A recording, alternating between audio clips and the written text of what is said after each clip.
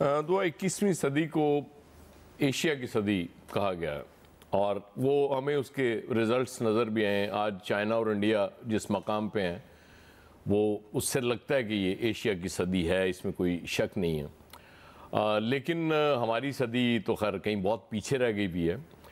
एक तो हमने ये कंज्यूमर सोसाइटी बना दी कि बस ठीक है बाहर से चीज़ें ख़रीदें और यहाँ लोग आराम से बैठ के उनको एंजॉय करें।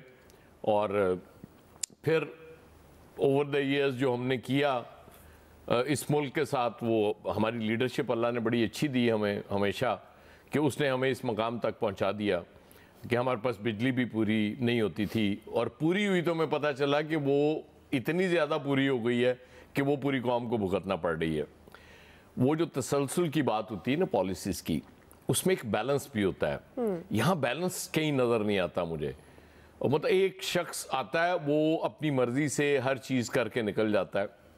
ये CPEC का इल्ज़ाम तो ज़ाहिर है वो एक शख्स पे आता है, लेकिन मुझे पता है कि वो एक शख्स इसमें कितना कसूरवार था, क्योंकि और लोग बहुत ज़्यादा कसूरवार थे जो बहुत ज़्यादा इस पे थे कि जी ये क्या हो रहा है, हमें तो कोई डिटेल ही नहीं इसकी पता। वो उन्हें इसहाक डार साहब से भी शिकवा होता था, एहसन इकबाल साहब से भी होता था। खैर ये हिस्ट्री है। फिर बिजली इतनी महंगी हो गई कि यहाँ प्रोडक्शन ही आपकी ऑलमोस्ट ख़त्म हो गई। ये तो हम कह देते हैं कि जी हमारा बिजनेसमैन कारोबारी तबका टैक्स चोरी करता है। देखिए कैरेट और स्टिक की पॉलिसी होती है हमेशा कि आप एक तरफ उनसे ले रहे होते हैं, पूरा टैक्स ले रहे होते हैं, लेकिन दूसरी तरफ रियायतें भी दे रहे होते हैं। बेशुमार मेड इन US चीज़ें जो आप अमेरिका में ख़रीदते हैं आपको महंगी मिलती हैं, वही आप किसी और मुल्क में जाके ख़रीदते हैं आपको सस्ती मिलती है। उसकी वजह ये है कि वो रिबेट दे रहे होते हैं अपने उसको जो मैन्युफैक्चरर है, और इससे ही चीज़ें चलती हैं। मतलब हम जब बाहर कभी जाया करते थे तो किसी दौर में मेड इन पाकिस्तान चीज़ें बहुत, स्पेशली गारमेंट्स की बात कर रहा हूँ मैं, बहुत नज़र आया करती थी। उसके बाद फिर वो हम बिल्कुल फारिग हो गए। बांग्लादेश की बहुत ज़्यादा, मेड इन इंडिया तो खैर है ही।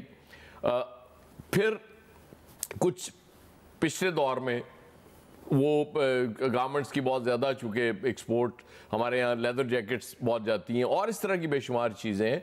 लेकिन बात वही है ना कि जब अफोर्डेबल ही नहीं रहेगा वो उसके लिए, मैन्युफैक्चरर के लिए, तो वो किस तरह से चीज़ें बनाएगा। इसलिए वो पॉलिसीज़ में बैलेंस बड़ा ज़रूरी है। और ये बात बिल्कुल ठीक है कि किसी एक शख्स के तब्दील होने से पूरी पॉलिसीज़ चेंज नहीं होनी चाहिए। एक कंसिस्टेंसी होती है पॉलिसीज़ में आपके, कि हुक्मरान कोई भी आए, मतलब वो थोड़ा बहुत फ़र्क ज़रूर पड़ता है। मैं ये नहीं कहता, शख्सियात के ज़ाहिर है एक माइंड सेट होता है हर बंदे का, उसने कुछ सोचा होता है कि यार ये चीज़ें इस तरह से नहीं, मैं इस तरह से कर लूँगा, वो थोड़ा बहुत तो चेंज आता है। लेकिन वो उसकी जो एक बेस लाइन होती है वो कभी तब्दील नहीं होती, कि जब हमने तय करना है कि जी ये हमने चीज़ें एक्सपोर्ट करनी है और हमने करनी है, और अगर उसको रियायत दी जा रही है, होता ये रौला ये है कि जी वो थोड़ी सी तनकीद होती है, उसके बाद वो पीछे हट जाते हैं कि नहीं जी अब तो खैर आपके पल्ले ही कुछ नहीं रहा हुआ ना, अब तो जो डिक्टेशन आपको IMF ने देनी है आपने उसके मुताबिक अमल करना है। और उससे आप निकलने के लिए देखें, बात ये होती है कि पिछले दौर में PTA की गवर्नमेंट में ये बात होती थी कि जी रिकॉर्ड कर्जा ले लिया इन्होंने। अब तो जो रिकॉर्ड बना है उसकी तो हम बात नहीं करते ना, लेकिन मैं समझता हूँ ना उनका इतना कसूर था ना इनका इतना कसूर है। उसकी वजह ये कि जब घर का खर्च चलाने के लिए आपने कर्ज लेना होता है तो फिर अल्टीमेटली हालत यही होती है कि आप 3 वक्त की रोटी खा रहे होते हैं, फिर 2 पे आ जाते हैं, फिर 1 वक्त, और फिर 1 वक्त वो आता है कि 1 वक्त भी खाना नहीं होता आपके पास, क्योंकि आपके पास पैसे नहीं है, आप कैसे लेके आएंगे। तो सबसे पहले तो इम्पोर्टेंस इसी चीज की होनी चाहिए, और वो बिल्कुल एक्सपोर्ट्स, लेकिन एक्सपोर्ट्स इस तरह कहने से नहीं बढ़ेंगी। उसके लिए आपको पॉलिसीज बनाना पड़ेंगी, फिर उन पे अमल दरामद करना पड़ेगा। आपको चाहिए था कि IMF से वो जो आप रिलीफ देना चाह रहे थे कारोबारी तबके को, उस पे आप पढ़ते और कहते कि जी हमारे लिए जरूरी है, क्योंकि एक्सपोर्ट बढ़ेगी तो ऑटोमेटिकली हम आपके कर्जे ज्यादा जल्दी अदा कर सकेंगे। लेकिन नहीं, चूंकि हम इतना ज्यादा वो नीचे लग चुके हुए हैं कि हमारी वो बात ना किसी ने माननी है ना मानेगा। क्योंकि ओवर द ईयर्स हमारे लिए सबसे आसान काम ये था, सऊदी अरब से पैसे मांग के ले आओ, UAE से मांग के ले आओ, इधर उधर से करके तो अपना सिस्टम चलाते रहे। ये सिस्टम बहुत देर चल गया, लेकिन अब नहीं चलेगा। जी फैसल साहब, فیصل صاحب آپ کو لگتا ہے کہ صرف دعا چھوٹا سا سوال ہے ایاز صاحب سے کرنا ہے مجھے. جی کر لیں آپ پوچھیں. ہاں مطلب ایکسپورٹس تو کہانیاں ہوگی نا, ہمارے کاروباری طبقے نے سارے اپنے پیسے وہیں رکھ لینے ہوتے ہیں, لیکن سوال یہ ہے وہ امریکہ کا ایک بنا ہے 16 نمبر کا فون, وہ کہاں سے سستا مل سکتا ہے, ذرا کو گائیڈ کریں کسی اور ملک سے. نہیں, امریکہ میں آپ کو زیادہ مہنگا ملے گا, آپ کو پاکستان میں سستا مل جائے گا. آ رہا ہے صاحب, میں نے کہا کہاں سے سستا ملے گا, میں یہ پوچھ رہا ہوں. یقین رکھیں امریکہ کا تو پتہ ہے. جی آپ ویسے لے آتے ہیں یار, آپ تو گئے ہوئے تھے. اچھا فیصل صاحب میں لے آیا ہوں, میں پوچھ رہا ہوں سستا کہاں سے ملے گا. غلط ساڈے ਲਈ ਵੀ ਲੈਣਾ ਸੀ ਰਾਣਾ ਸਾਹਿਬ, ਸਾਨੂੰ ਵੀ ਤਸੱਲੀ ਹੋ ਜਾਂਦੀ. ਤੁਹਾਡੇ ਤੁਸੀਂ ਟੈਕਸ ਭਰਨਾ ہے میرا. فیصل صاحب اچھا بات ٹھیک ہو گیا. سفارتی اور جغرافیائی لحاظ سے پاکستان کے لیے کتنی اہمیت رکھتی ہے یہ کانفرنس, کیونکہ یہ ایک بڑی ایکٹیویٹی اور اس سے جڑی بہت ساری ایکٹیویٹیز ہیں, لیکن وہی بات کہ پاکستان میں کتنی کیپیسٹی ہے وہ اس سے فائدہ اٹھا سکتا ہے. پہلے میں عامر صاحب کا جواب دے دوں. جی جی پھر آپ کہتا ہوں. عامر صاحب کہہ رہے ہیں سستا کہاں ملے گا. کراچی میں ایک مارکیٹ ہے, وہاں چوری کے موبائل ملتے ہیں, تو وہیں سے سستا ملے گا. تو یار اپنا تو لے لو وہاں سے. وہاں تو میرے خیال میں یہ 1000 روپے مل جائے گا فیصل صاحب. نہیں وہاں تو 1000 بھائی آپ کا چوری ہوا تھا, آپ نے لیا کہ نہیں وہاں سے, اپنا جواب بھی دو. میں چکر لگایا, وہ وہاں چکر لگایا جب تک پہنچا ہی نہیں ہے وہاں. اچھا اب دیکھیں نا, چوروں سے پہلے مور. یہ نہیں, اب اس کے لیے ہم رانا صاحب کا چوری نہیں کرا سکتے یار فیصل, کہ آپ کو وہاں سے مل جائے. نہیں مزید کے لیے یہ بتا کے اب خود ہی بھاگ لیے وہاں سے. ہم نے تو رستہ دیا ہے کہ اپنا فون جو ATM سے چوری کرایا تھا اس کا کیا بنا ہے.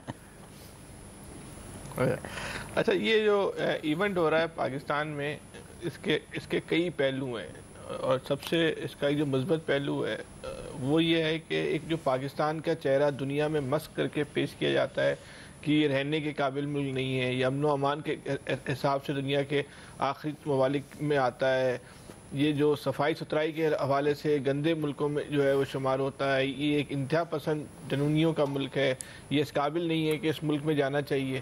یہ جو ایک پاکستان کے بارے میں ایک عالمی سطح پہ تاثر قائم کیا جاتا ہے, اس کانفرنس سے اس تاثر کی نفی ہوگی.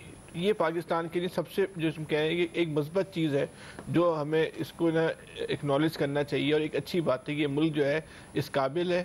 اس ملک کی جو ریاست ہے, ریاست کو جو چلانے والے ہیں, ان کی یہ کیپیسٹی ہے کہ وہ بڑے سے بڑا ایونٹ جو ہے یہاں کر سکتے ہیں. اس ملک کے اندر جو ہے دنیا بھر کے حکمران آ سکتے ہیں, محفوظ انداز میں آ سکتے ہیں, اور وہ ان پہ اسے جو تصویر پاکستان کی دنیا کے اندر پیش کی جاتی ہے وہ کچھ نہیں ہے جو حقیقت ہے. یہ برات ایک اس ایونٹ کا جو ہے ایک پازیٹیو پہلو ہے, اس کو ہمیں ایک اپریشیٹ کرنا چاہیے. جیسے یہ ملک ہمارا ہے بہت سارے مسائل کے ساتھ, بہت سارے پرابلم کے ساتھ, لیکن ہر وقت اس ملک کی صرف غلط تصویر, ایک نیگیٹو تصویر یا ایک مسخ شدہ تصویر دکھانا جو ہے وہ ہم اپنے ہی مذاق اڑا رہے ہوتے ہیں. تو اس طرح کے ایونٹ جو ہے اس ساری سوچ کی جو ہے وہ کسی حد تک جو ہے وہ نفی کرتے ہیں. بہت سارے مسائل اس ملک کے اندر, اور یہ ہمارے لیے اس طرح کے ایونٹ جو ہے وہ ایک ٹیسٹ کیس بھی ہوتے ہیں کہ جب ہم اس نوعیت کے بڑے ایونٹ بھی کر سکتے ہیں تو جو ہمارے چھوٹے مسائل ہیں ان مسائل کو بھی اگر حل کرنے کے لیے سنجیدہ کوشش کی جائے تو وہ کام بھی جو ہے ہم کر سکتے ہیں.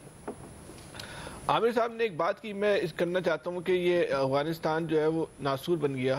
انہوں نے بات کی اور یہ 100% درست بات کی. واقعی افغانستان کی اس وقت کی جو صورتحال ہے وہ ہمارے لیے, پاکستان کے لیے ناسور بنی ہوئی ہے, لیکن یہ ہم سب کے لیے اجتماعی طور پہ سوچنا ہوگا کہ افغانستان کی جو موجودہ رجیم ہے یا موجودہ وہاں کی جو حکمران